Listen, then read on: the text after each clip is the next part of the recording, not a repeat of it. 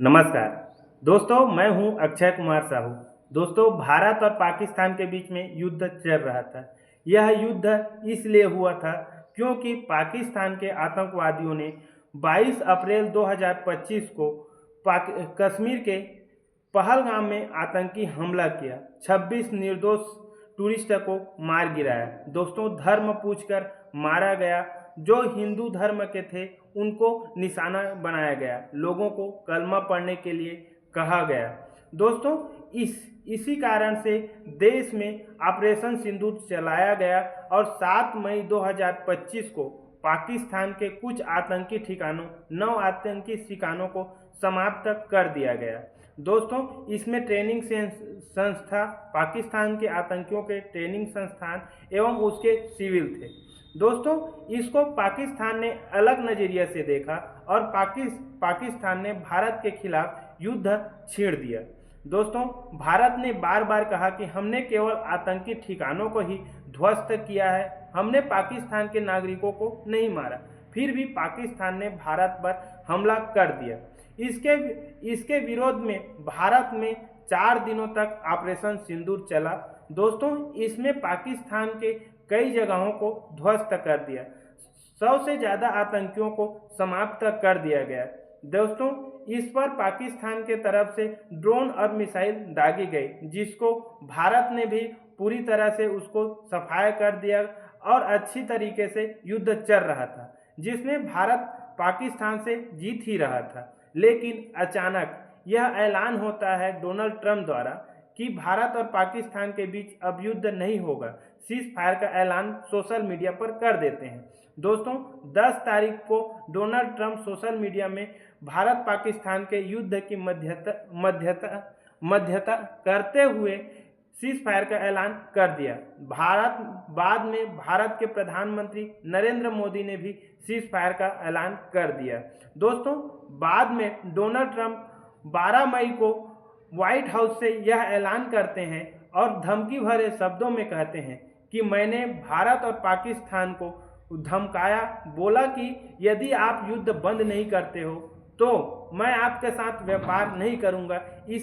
ऐसे कहने के बाद में भारत और पाकिस्तान ने युद्ध छोड़ दिया, युद्ध विराम कर दिया, सीज फायर का ऐलान कर दिया।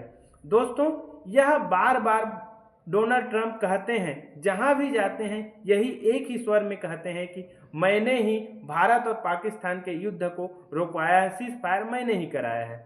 दोस्तों, भारत के प्रधानमंत्री इस विषय में एक भी बार कुछ नहीं करते। यहाँ तक भी एस जयशंकर, जो कि भारत के विदेश विभाग को संभालते हैं, विदेश मंत्री हैं, वह भी इस पर चुप्पी साधे हुए हैं और बार बार डोनाल्ड ट्रंप यही कहते हैं कि मैंने ही भारत और पाकिस्तान का युद्ध रुकवाया।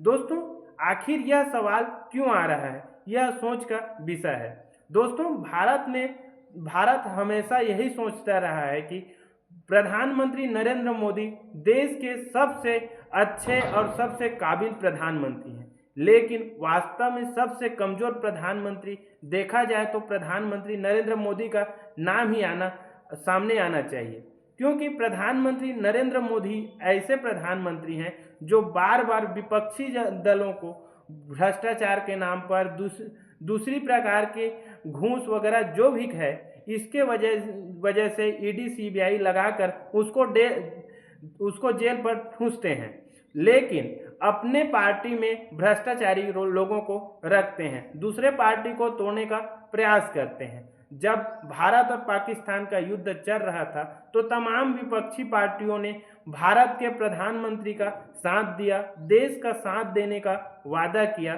फिर भी सभी लोगों ने भी इसमें समर्थन जताया। लेकिन अचानक ही जब भारत की सेना जीत रही थी, अच्छा खासा काम कर रही थी, तब अचानक सीज फायर का ऐलान हो जाता है। आखिर ऐसा क्यों?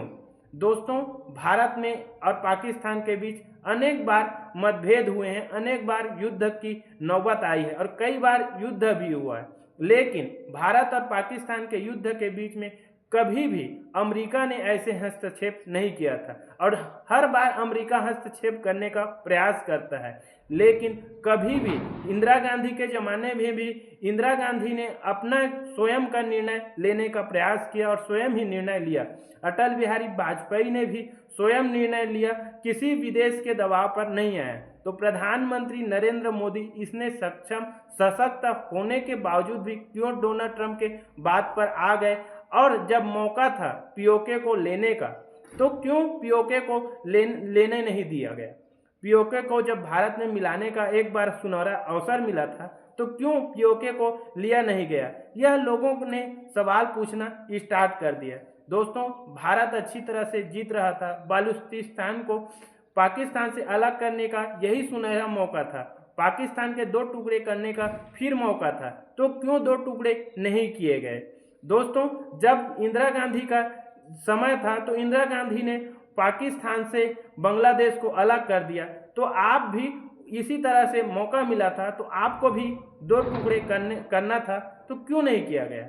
यह लोग अब सवाल उठा रहे हैं और अक्सर यही कहा जाता है, प्रधानमंत्री नरेंद्र मोदी अक्सर नेहरू को कोसते हैं, इंदिरा गांधी को कोसते हैं और जितने भी मंत्री हैं उन सभी को कोसते हैं। प्रधानमंत्री अक्सर ऐसी दूसरे पूर्व प्रधानमंत्री की बुराई करते नजर आते हैं, जबकि आपको मौका मिला था तो आपने यह क्यों नहीं किया, यह लोग सवाल पूछ रहे हैं। दोस्तों, दूसरा सवाल यह है, 22 अप्रैल 2025 को जो आतंकवादी भारत में घुसे थे और जिन माता बहनों का सुहाग उजाड़ा था, तो वह आतंकवादी पकड़े गए या मारे गए, इसका सबूत आप दीजिए। वो कहाँ पर थे, किसने मारा, क्या है, इसका जवाब भारत मांग रहा है। तीसरा सवाल यह है कि आपके रहते हुए डोनाल्ड ट्रंप ने सीज फायर का ऐलान क्यों किया।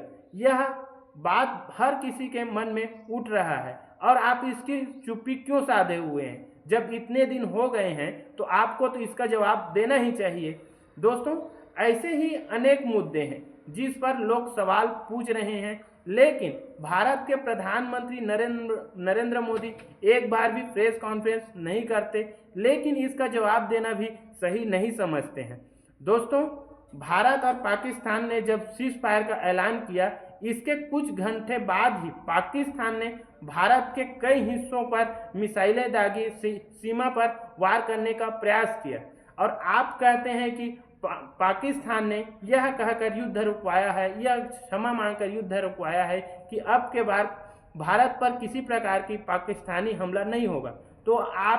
तो पाकिस्तान बार बार भारत पर हमला क्यों कर रहा है, इसका जवाबी कार्रवाई भारत करेगा कहकर आपने आश्वासन दिया, तो आपने क्यों जवाबी कार्रवाई नहीं की, यह लोग पूछ रहे हैं।